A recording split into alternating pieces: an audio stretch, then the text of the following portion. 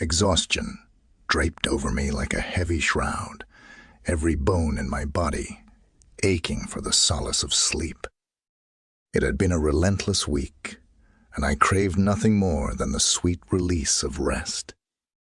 I stumbled into my bedroom, clothes still on, and collapsed onto my bed, surrendering to the promise of oblivion. As I closed my eyes, the tendrils of sleep wrapped around me, pulling me into its depths.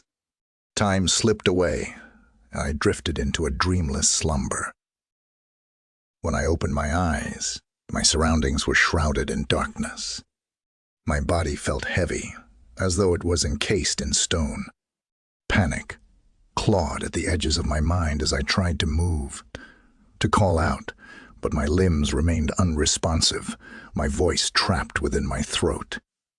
The darkness of the room seemed to shift, taking on a sinister hue. And then, from the foot of the bed, a figure emerged. A woman, ethereal and captivating, rose slowly, her form illuminated by an otherworldly glow. Her eyes were deep pools of darkness, drawing me in like a moth to a flame. Fear mingled with an odd, hypnotic attraction. I strained against the invisible bonds that held me captive, my heart pounding in my chest. I wanted to scream, to break free, but my body was a prison of immobility. The woman crawled over the bed, her movements both graceful and unnerving. She drew closer, her gaze unrelenting, as though she could peer into the very depths of my soul. But as chilling as her presence was, it was the figure that followed her that sent my heart racing to an even more frenzied pace.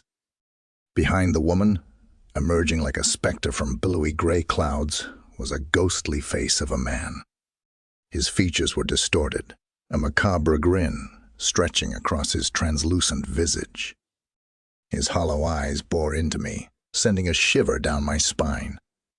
I tried to scream, to beg for release from this nightmarish paralysis, but my voice was caught in my throat, a mere whisper of sound escaping my lips.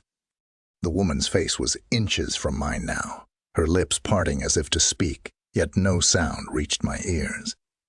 In a surge of terror and desperation, I summoned all the strength within me, every ounce of willpower, and finally, a primal scream tore from my throat.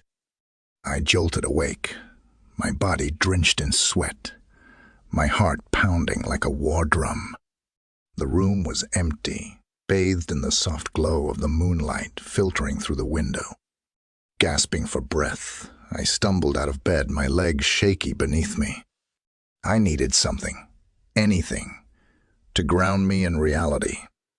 I stumbled toward the door, my hand reaching for the doorknob. But as my fingers brushed against the cool metal, a jolt of recognition shot through me. A white garter, delicate and alluring, was draped over the doorknob. It matched the gown of the woman in my dream, a haunting reminder that the line between dreams and reality had blurred in ways I could scarcely comprehend.